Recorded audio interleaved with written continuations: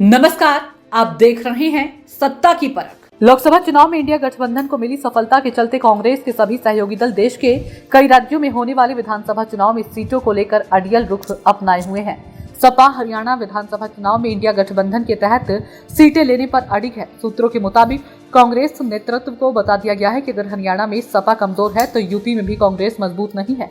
उपचुनाव वाली जिन सीटों पर कांग्रेस चुनाव लड़ने का दावा कर रही है, वर्ष 2022 के चुनाव में वहां कांग्रेस की हालत बेहद खराब थी।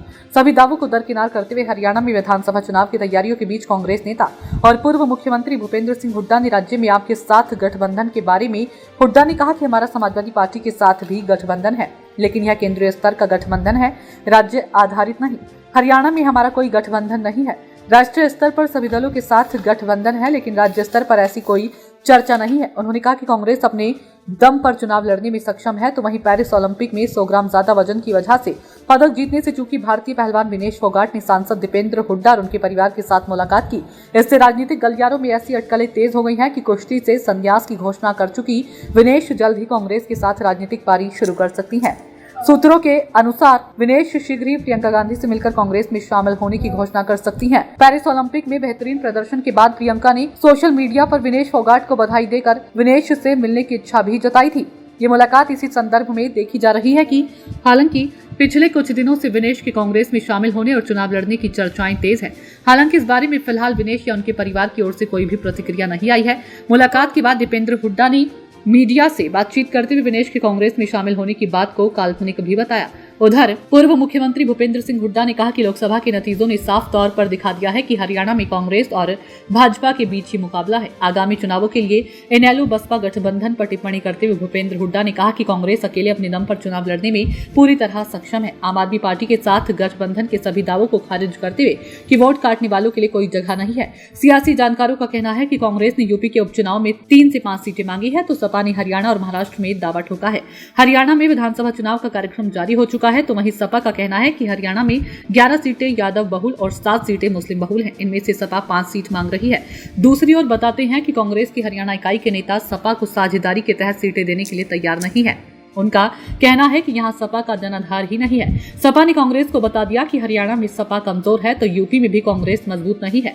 उपचुनाव वाली जिन सीटों पर कांग्रेस चुनाव लड़ने का दावा कर रही है, वर्ष 2022 के चुनाव में वहां कांग्रेस की हालत बेहद खराब रही थी। ऐसे में सपा का हरियाणा में दावा नहीं बनता है, तो उस आधार पर यूपी के उपचुनाव में भी कांग्रेस को दावा करने का अधिकार तक नहीं है। हालांकि सपा अध्यक्ष अखिलेश यादव ने एक कार्यक्रम में कहा था कि महाराष्ट्र और हरियाणा को लेकर कांग्रेस नेतृत्व को अपनी बात बता दी है। इंडिया गठबंधन की आपसी गहमागहमी से साफ माना जा रहा है कि यूपी की सीटों पर साझेदारी हरियाणा और महाराष्ट्र पर निर्भर करेगी।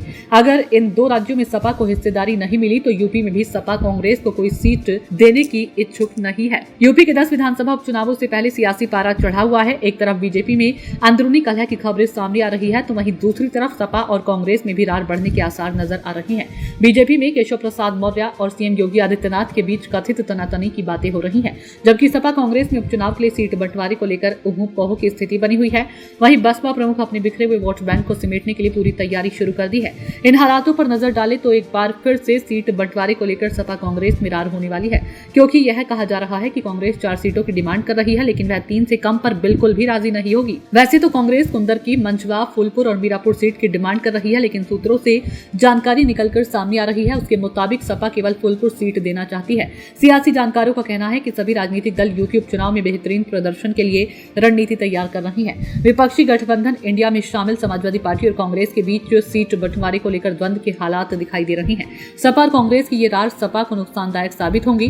कांग्रेस के पास विधानसभा चुनाव में खोने के लिए कुछ नहीं है, जबकि सपा को 2027 के विधानसभा चुनाव में कांग्रेस के सहयोग की जरूरत है। लोकसभा चुनाव में इंडिया गठबंधन को मिली सफलता के चलते कांग्रेस के सभी सहयोगी दल देश के कई राज्यों में होने वाले विधानसभा चुनाव में सीटों को लेकर अड़ियल रुख अपनाए हुए हैं। सत्ता की परख के लिए अवधेश कुमार सिंह की रिपोर्ट।